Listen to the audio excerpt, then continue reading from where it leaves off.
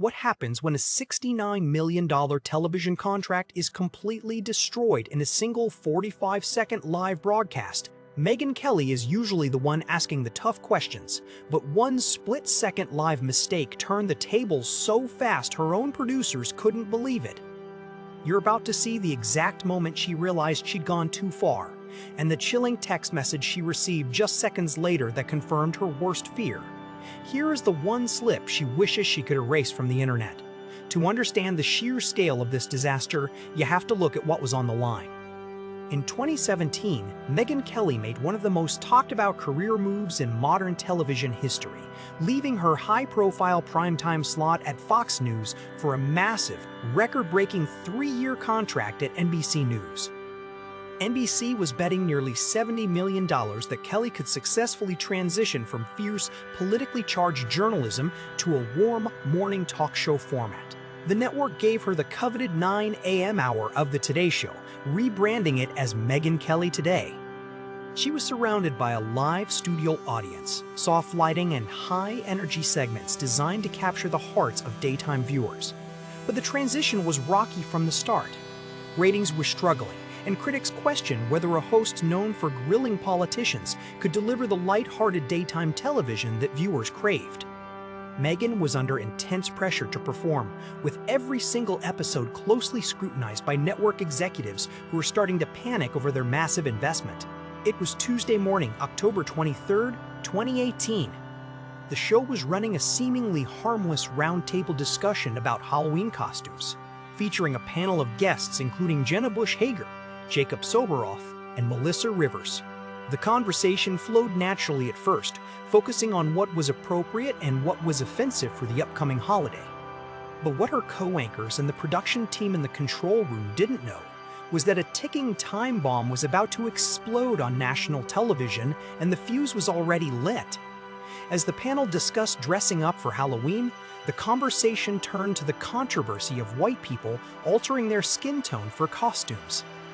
Megyn Kelly leaned forward, ready to offer her perspective, but the words that came out of her mouth would instantly freeze the entire studio. She looked directly into the camera and asked, "But what is racist?" Because you do get in trouble if you are a white person who puts on blackface for Halloween, or a black person who puts on whiteface for Halloween.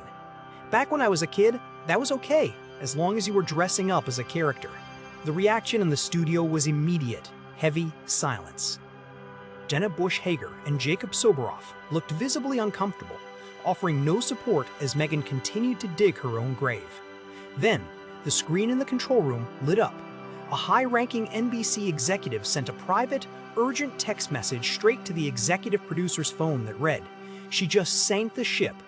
Get her off the air now." The moment the show cut to a commercial break, the atmosphere in the studio shifted from uncomfortable to pure panic. Megyn Kelly walked off the set and straight into her dressing room, unaware of the massive storm that had already gathered online. Within minutes of her live comments airing, the clip went viral on Twitter. Viewers, activists, and media critics were utterly stunned. They couldn't believe a seasoned news anchor with decades of experience would defend blackface on national television, completely ignoring its painful history of minstrel shows and racial caricature dating back to the 19th century.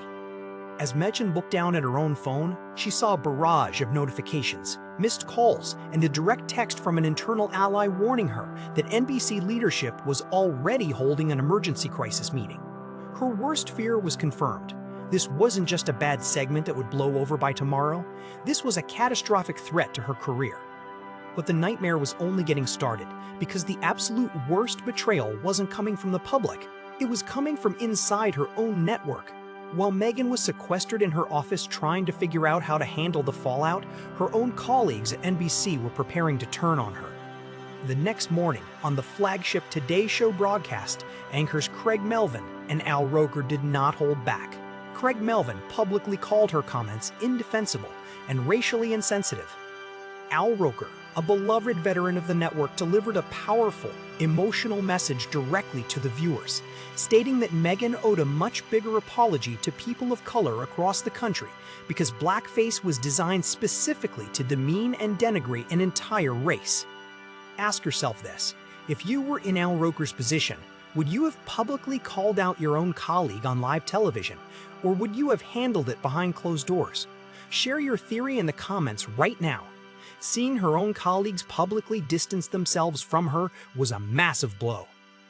In a desperate bid to control the damage, Megyn drafted an internal email to the entire NBC staff late Tuesday afternoon. In the email she wrote, "I realize now that such behavior is indeed wrong, and I am sorry. The history of blackface in our culture is abhorrent, the wounds too deep. I have never been a PC kind of person, but I understand that we do need to be more sensitive in this day and age." But behind closed doors, NBC chairman Andy Lack was holding a secret meeting, and the decision they reached would completely blindside Megyn when she walked into the studio the next morning. On Wednesday morning, October 24th, Megyn Kelly walked out onto her set. There was no upbeat intro music, no smiling crowd. She stood alone in front of her studio audience and delivered a highly emotional, tearful on-air apology. She told the viewers, "I defended the idea, saying as long as it was respectful and part of a Halloween costume, it seemed okay. I was wrong, and I am sorry."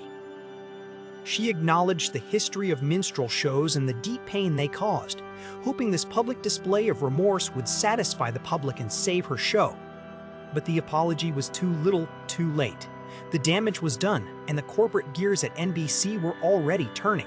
The network was already facing intense pressure from advertisers who were threatening to pull their commercials from the time slot. Furthermore, several prominent guests, including the cast of House of Cards, had already canceled their scheduled appearances on her show. On Thursday and Friday, Megyn Kelly Today did not air live. Instead, NBC ran pre-recorded episodes, a clear sign to the industry that she had been benched. That was the moment Megyn realized her career at NBC was officially over. But the final high-stakes battle over her $69 million contract was about to turn into an absolute courtroom war. Megyn Kelly wasn't going down without a fight. She immediately hired high-powered Hollywood litigator Brian Friedman to represent her in exit negotiations. A brutal public relations war erupted between Kelly's legal team and NBC executives. Her lawyer publicly accused NBC of leaking false stories to damage her reputation, while network insiders claimed she was demanding her full contract payout, plus an additional $10 million, a claim her team denied. On Friday, October 26th, NBC officially announced that Megyn Kelly Today was canceled and would not return. The negotiations over her exit dragged on for over 2 months, casting a dark cloud over the network's morning lineup. Finally, in January 2019, NBC and Megyn Kelly reached a quiet, professional divorce. The network agreed to pay out the remaining value of her contract, which was estimated to be around $30 million, but she was officially out of mainstream television. She spent years in the media wilderness before rebuilding her career entirely on her own terms, launching an independent podcast and a successful satellite radio show. It all traces back to that single 45-second live slip on a Tuesday morning, the moment a seasoned journalist forgot the basic rule of live television. Could Megyn Kelly have saved her show if she had reacted differently, or was her downfall inevitable? Let me know your thoughts in the comments.